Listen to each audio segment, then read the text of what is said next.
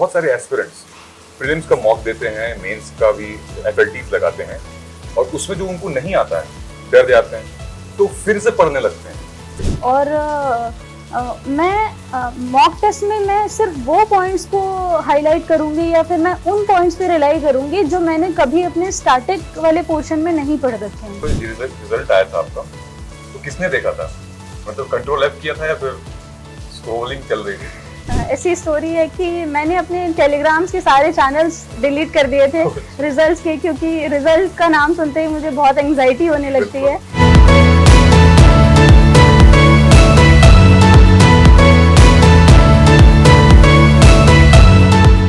नमस्कार, आदाब, सत श्री अकाल। मैं हूं सिद्धार्थ, आपका मेंटोर, फ्रेंड, फिलोसोफर, गाइड। हम हैं इस वक्त जामिया मिलिया इस्लामा यूनिवर्सिटी में, और आज जस्ट फॉर यू हम लोग यूपी पीसीएस 2022 के टॉपर के साथ डिस्कशन करने वाले हैं। वैसे तो थंबनेल देखकर और ट्रेलर देखकर समझ में आ गया होगा, लेकिन पिक्चर अभी बाकी है, और आइए जानते हैं हमारे इस टॉपर के बारे में। सो मिलिए फरहीन जाहिद जी से। फरहीन जी नमस्कार, बहुत बहुत शुक्रिया हमें वक्त देने के लिए, एंड ढेर सारा congratulations. Thank you. So Farheen ji का 14th रैंक है UP PCS topper. So she is presently अभी बतौर ऑफिसर बैठ के बात कर रहे हैं मुझसे। So congratulations once again. और जितने भी व्यूअर्स हैं अड्डा के और समस्त जामिया मिलिया इस्लामा यूनिवर्सिटी की तरफ से, हमारे अड्डा परिवार की तरफ से, मेरी तरफ से, मतलब मजा आ गया। Congratulation. Thank you so much. Great. So शुरू करते हैं एक डिस्कशन जिसका इंतजार था इनको भी, स्टूडेंट्स को भी, बिकॉज वो टॉपर स्टॉक बहुत इंपॉर्टेंट होता है। मेरे ख्याल से वो जर्नी बहुत इंपॉर्टेंट होती है। स्ट्रैटेजी तो किसी किसी के लिए काम आती है, लेकिन आपकी जर्नी हम जरूर जानना चाहेंगे। कहाँ से शुरू हुआ ये सिलसिला फरहीन? कब सोचा था कि क्रैक करेंगे? कब से आया था कि सिविल सर्विसेज में जाएंगे? वैसे तो ये यूपीएससी की जर्नी, बेसिकली मैं यूपीएससी के लिए प्रिपेयर कर रही थी। तो स्कूल के टाइम से ही मैंने सोचा था कि मैं आगे सिविल सर्विसेज की प्रिपरेशन करूंगी। और इसीलिए मैंने जब अपना graduation electronics and communication engineering में मैंने जब अपना बीटेक कंप्लीट किया, और उसके बाद से ही मैंने अपनी सिविल सर्विसेज की प्रिपरेशन स्टार्ट कर दी थी। और इस दौरान फिर मैंने यूपी पीएससी के भी अटेम्प्ट्स दिए, और यूपी पीएससी में फिर मेरा ये पहला मेंस था यूपी पीएससी का। अच्छा, yes. I mean this is your first attempt? This was not my first attempt, but yes, इसके पहले मैंने 3 प्रीलिम्स दिए थे यूपी पीएससी के, but I could not qualify. तो बेसिकली ये मेरा पहला मेंस था यूपी पीएससी का। तो आपने कहा स्कूल से, तो स्कूल में कहाँ से कोई आया था मिलने आपसे, या फिर घर में कोई बैकग्राउंड था ऐसा? सर मेरे घर में वैसे कोई बैकग्राउंड नहीं है ऐसा, लेकिन मेरे पेरेंट्स ने, स्पेशली मेरे फादर ने शुरू से ही मुझे बहुत एनकरेज किया है। क्योंकि स्कूल के टाइम से ही मैं अपनी पढ़ाई लिखाई में ही काफ़ी आगे रहती थी। मैं अपने स्कूल में भी स्कूल की हेड गर्ल थी। और तब से ही मुझे मेरे पेरेंट्स और मेरी फैमिली काफ़ी एनकरेज करते थे कि मुझे सिविल सर्विसेज में जाना चाहिए। और इसलिए फिर मैंने अपनी जर्नी को आगे इस तरह से कंटिन्यू किया सिविल सर्विसेज। आपने क्या देखा सिविल सर्विसेज में कि जरूरी नहीं कि पापा मम्मी सारी बात हम मानते हैं, है ना? तो आपने क्या देखा सिविल सर्विसेज में कि आपका भी मोटिव और गोल ये बन गया? सर सिविल सर्विसेज में पहले तो मैं ये कहूँगी कि एक बहुत ही ऑनरेबल जॉब है। और बीइंग अ वुमेन, अगर मैं कहूँ कि मैंने अपने घर में या फिर अपने पड़ोस में मैं देखती हूँ कि जो हमारे घर में जो वुमेन हैं, हमारी जो माता रहती हैं, हमारी बहनें हैं, हमारी भाभियाँ हैं, वो हमेशा घरेलू कामों में लगी रहती हैं। उनको शायद ही उनको टाइम नहीं मिल पाता अपने करियर को आगे प्रमोट करने का।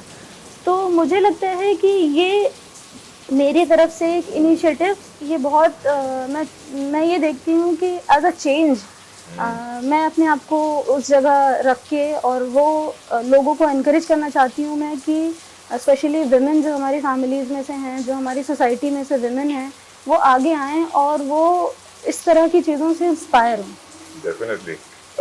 इस साल का जो रिजल्ट है Farheen, I think it's historical. Yes, of course. Top 9, पहले तो टॉप 9 में 8 विमेन हैं, और जो एक पुरुष है ना, गौरव, उनसे मेरा इंटरव्यू हुआ है, तो आप लोग देख सकते हैं, इस वीडियो के बाद मैं लिंक दे दिया हूँ। गौरव जी जो रैंक 5 है उनका भी इंटरव्यू मैंने लिया है। तो बेसिकली गौरव से जब मैं मिला तो he is appointed as an basic शिक्षा अधिकारी शाहजहांपुर में। ओके। और उन्होंने कहा कि सर टॉप 9 मत कहिए, टॉप 10 में 2 पुरुष हैं। सो ऐसा, but this result was incredible. So top 4 women and उसके बाद 6, 7, 8, 9 women. So what is your say on that? और आप भी टॉप 14 में अगर कहें तो आपका भी नाम एक है। So what is your say on that? क्या चीजें बदल रही हैं अब? यस, ये बहुत ही अच्छा डेवलपमेंट है कि हमारी सोसाइटी में विमेन आ रही हैं, और स्पेशली इस चीज़ के लिए मैं धन्यवाद देना चाहूँगी उनके पेरेंट्स का, उनकी Right. फैमिली का, Right. कि वो जो अपनी बेटियों को एनकरेज कर रहे हैं कि वो अपने करियर में आगे बढ़ें और वो अपनी लाइफ में कुछ आगे करें। तो इसलिए मैं उनके पेरेंट्स को बहुत ज़्यादा धन्यवाद देती हूँ इस चीज़ के लिए स्पेशली, और इसलिए मैं अपने पेरेंट्स को भी इसके लिए थैंक यू बोलती हूँ कि उन्होंने मुझे एनकरेज किया इस चीज़ के लिए। डेफिनेटली जब मुझे ये पता चला कि हमारे सोर्सेज के थ्रू कि अगला इंटरव्यू PCS 14 रैंक का है and she is a woman, मैं अपने आप को रोक नहीं पाया, because I think through this it's our contribution and we want to contribute as well कि ज़्यादा से ज़्यादा लोग तक मैसेज पहुंचे। ये जो आपकी बातें हैं, आपकी जर्नी है, आई थिंक अगर एक बच्ची भी या एक पेरेंट भी इसको सुन लेता है, इसकी ग्रेविटास को समझ लेता, तो आई थिंक शायद अगले 2 साल में वो टॉपर बन सकती है। Yes, of course. है ना? थोड़ा सा हम फैक्चुअल बात करते हैं कि चूंकि ये आपका पहला मेंस था लेकिन अटेम्प्ट आपका चौथा था, यूपीएससी के दौरान आपने यूपी पीसीएस निकाला, तो क्या हम ये समझे कि यूपीएससी की जो तैयारी करता है वो स्टेट क्रैक कर सकता है? इज इट इजी और कैसे आपने संभाला है? यूपीएससी की जो जर्नी होती है वो बहुत ही कॉम्प्रहेंसिव होती है, और इस जर्नी के दौरान हम लोग बहुत सारे ऐसे एग्ज़ाम्स, हम स्टेट के एग्ज़ाम्स को हम थोड़ा सा अगर हम एफ़र्ट उसकी तरफ थोड़ा एक्स्ट्रा एफर्ट लगता है, डेफिनेटली थोड़ा एक्स्ट्रा एफर्ट लगता है, लेकिन वो फिर इम्पॉसिबल नहीं होता है। हम उसको बहुत थोड़ा एक्स्ट्रा एफर्ट लगा के और अपनी यूपीएससी के प्रिपरेशन के साथ ही हम उसको बहुत इजीली क्रैक कर सकते हैं। और इसके साथ मैं ये कहूँगी कि क्योंकि ये तैयारी इतनी कॉम्प्रहेंसिव है, और यूपी पीसीएस स्पेशली अगर मैं बात करूँ यूपी पीसीएस की, तो यूपी पीसीएस का सिलेबस भी ऑलमोस्ट इक्वलेंट टू यूपीएससी है, तो वो काफ़ी सिंक हो जाती है वो हमारी प्रिपरेशन, तो इसीलिए काफ़ी इजी हो जाता है यूपीएससी के साथ साथ यूपी पीसीएस का एग्ज़ाम क्लियर। राइट। क्या अलग किया था आपने कि इस बार प्रीलिम्स निकला, और लगा होगा ना, क्या महसूस हुआ था जब प्रीलिम्स में आपने रोल नंबर देखा होगा? सर ये वैसे तो मेरे लिए बहुत खुशी की बात थी कि मेरा यूपी पीसीएस का प्रीलिम्स निकला था। इसके पहले वैसे मैंने 2021 में यूपीएससी का इंटरव्यू दिया था, और क्योंकि मैंने अपने लिए ऐसा सोचा था कि मैं एक अटेम्प्ट स्किप करने वाली थी यूपीएससी का, क्योंकि मेरा फाइनल लिस्ट में सिलेक्शन नहीं हो पाया था किसी वजह से। तो इस दौरान मैंने यूपी पीसीएस के लिए प्रिपरेशन करी थी, और यूपी पीसीएस के प्रीलिम्स की तैयारी मैंने उन दिनों में अपने जो इंटरव्यू के बाद वाला जो फेज़ होता है उसमें मैंने यूपी पीसीएस के प्रीलिम्स की तैयारी करी थी। और उसकी वजह से फिर मुझे आगे एग्ज़ाम लिखने का मौका मिला। ओके। इसमें जैसे आपके नोट्स वगैरह डिफर करते थे क्योंकि ये यूपी स्पेसिफिक है, तो क्या ये मिथ आपका ब्रेक हुआ है कि यूपी में यूपी से नहीं पूछते हैं, बाहर से ही पूछते हैं? यूपी पीसीएस प्रीलिम्स के लिए मैं ये कहूँगी कि बहुत ज़्यादा यूपी स्पेसिफिक नहीं पूछते हैं। जनरल एग्ज़ाम होता है, और अगर आप को बेसिक अंडरस्टैंडिंग, अगर यूपी की बेसिक अंडरस्टैंडिंग है और जो भी करंट अफेयर से एसोसिएटेड या फिर जो भी करंट इश्यूज हैं यूपी के, अगर वो आप तैयार करते हैं तो यूपी के लिए आपको अलग से कोई एक्स्ट्रा एफर्ट डालने की ज़रूरत नहीं पड़ती है, और आप अपनी जो नॉर्मल जो भी तैयारी आप कर रहे हैं उससे आप यूपी पीसीएस का प्रीलिम्स बहुत इजीली क्रैक कर सकते हैं। ओके। एंड अगर हम मेंस की बात करें तो मेंस के भी टॉपिक्स मतलब सिलेबस सेम ही ऑलमोस्ट, लेकिन अगर हम ऑप्शनल की बात करें, अब तो यूपी से ऑप्शन हट गया है, लेकिन 2 और ऑप्शनल आ चुके हैं। तो इन केस अगर if somebody wants to prepare for UP PCS next year, तो किस तरीके से वो चैनलाइज करे मेंस के लिए?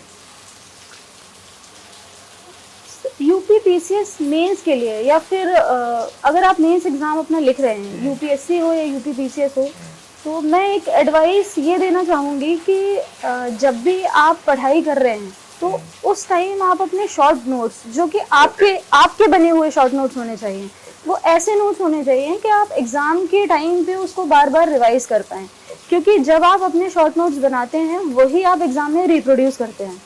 तो ये चीज़ मेरे लिए काफ़ी बेनिफिशियल रही। और इसके अलावा क्योंकि अब यूपी स्पेशल का पेपर आ चुका है, इसके पहले यूपी स्पेशल पेपर नहीं था, फिर भी मैं, क्योंकि ये यूपी पीसीएस का मेंस था, इसलिए मैंने कुछ यूपी स्पेसिफिक शॉर्ट नोट्स बनाए थे और जिनको मैंने अपने नॉर्मल आंसर्स में इनकॉर्पोरेट करने की कोशिश करी थी, और इससे मुझे लगता है कि मुझे काफ़ी फायदा हुआ मेंस में। Okay.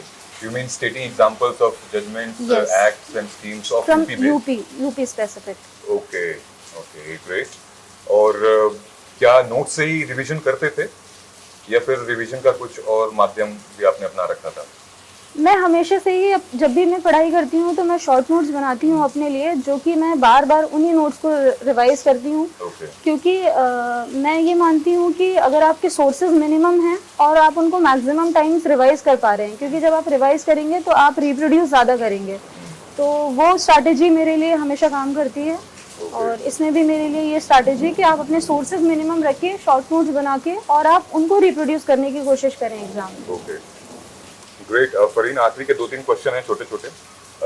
मैं आपका ज़्यादा वक्त ज़ाया नहीं करूँगा, ऑलरेडी आप यूपीएससी की तैयारी में लगे हुए हो। एंड मेरा ये सवाल है कि बहुत सारे एस्पिरेंट्स प्रीलिम्स का मॉक देते हैं, मेंस का भी एफएलटीज लगाते हैं, और उसमें जो उनको नहीं आता है डर जाते हैं, तो फिर से पढ़ने लगते हैं। तो क्या हम डर के जो नहीं आ रहा फिर से पढ़ना चालू कर दें या फिर एनालाइज करें, कैसे? ये तो होता रहता है हमेशा। किसी भी प्रिपरेशन के लिए मॉक टेस्ट बहुत इंपॉर्टेंट रोल प्ले करते हैं, उससे आपको अपनी प्रिपरेशन का एक लेवल पता चलता है।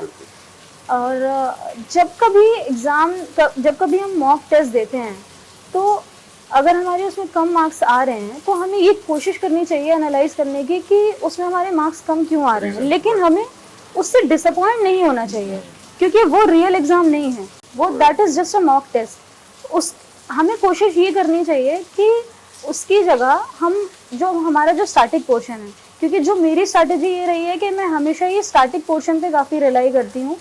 और मैं मॉक टेस्ट में मैं सिर्फ वो पॉइंट्स को हाईलाइट करूँगी या फिर मैं उन पॉइंट्स पे रिलाई करूँगी जो मैंने कभी अपने स्टैटिक वाले पोर्शन में नहीं पढ़ रखे हैं, और जो मुझे न्यू इन्फॉर्मेशन वहाँ से मिलती है, मैं मॉक टेस्ट को as a source of information देखती हूँ। और उससे डिसअपॉइंट होने की जगह मैं उससे इंफॉर्मेशन निकालने की कोशिश करती हूँ, और मैं उसको अपने स्टैटिक नोट्स में इनकॉर्पोरेट करने की कोशिश करती हूँ। तो उससे मेरे नोट्स और भी ज़्यादा कॉम्प्रिहेंसिव हो जाते हैं और मुझे रिवाइज करने में और आसानी हो जाती है। डेफिनेटली ये बहुत अच्छी स्ट्रैटेजी है, आई थिंक आप लोग अप्लाई कर सकते हैं इसको। लास्ट के 2 क्वेश्चन हैं फरीन। एक तो ये कि जो रिजल्ट आया था आपका, तो किसने देखा था? मतलब कंट्रोल F किया था या फिर स्क्रॉलिंग चल रही थी? सर ये तो इसके पीछे तो बहुत ऐसी स्टोरी है कि मैंने अपने टेलीग्राम्स के सारे चैनल्स डिलीट कर दिए थे रिजल्ट्स के, क्योंकि रिजल्ट का नाम सुनते ही मुझे बहुत एंग्जाइटी होने लगती है। तो मुझे ये पता था कि अगर मेरा फाइनल लिस्ट में नाम आएगा तो कोई ना कोई मुझे डेफिनेटली कॉल करके वेल विशेस देगा। तो मेरे फ्रेंड्स ने मुझे कॉल करके बताया कि उस टाइम मैं किसी काम से बाहर गई हुई थी, और मुझे मेरे फ्रेंड्स ने कॉल करके बताया कि तुम्हारा रिजल्ट आ गया है and you have secured 14th rank in UPPSC exam. तो आपने वेरीफाई किया उसके बाद? फिर मैंने पहले तो मुझे बहुत थोड़े टाइम के लिए मुझे यकीन ही नहीं आया कि रिज़ल्ट का, और फिर मैंने घर आके मैंने अपना रिज़ल्ट वेरीफाई किया। फिर मैंने अपने बाकी दोस्तों से और मैंने अपने घर पे फैमिली से सबसे बात करी और उनको फिर बताया इस बारे में। Great. डेफिनेटली बहुत खुशी हुई होगी पूरे फैमिली को एंड ऑल।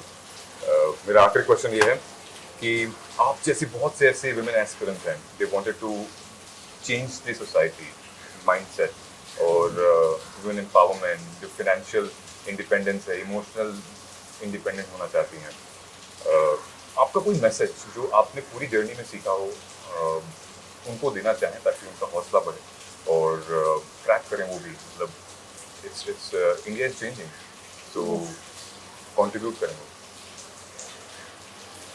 मैं ये मैसेज स्पेशली और सारे एस्पिरेंट्स के लिए मैं ये मैसेज देना चाहती हूँ कि वो आप अपने आप पे भरोसा रखें। सबसे पहले तो you have to trust yourself कि आप कर सकते हैं ये, क्योंकि कई बार ऐसा होता है कि हम एक फेलियर या 2 फेलियर 3 फेलियर के बाद हम डिसअपॉइंट हो जाते हैं और हमें ये लगता है कि ये हमसे नहीं हो पाएगा।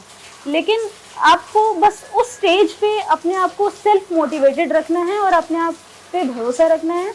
और डेफिनेटली जैसे मैं इस एग्ज़ाम में 14th रैंक के साथ क्लियर हुई हूँ, आप भी बहुत अच्छे रैंक के साथ इस एग्ज़ाम में आगे बढ़ सकते हैं। ग्रेट, बहुत शानदार मैसेज था, thank you so much and I think it comes purely from the heart and amazing, मज़ा आ गया, बहुत बहुत शुक्रिया आपका team, thank you so much and all the best wishes, है ना। नमस्कार।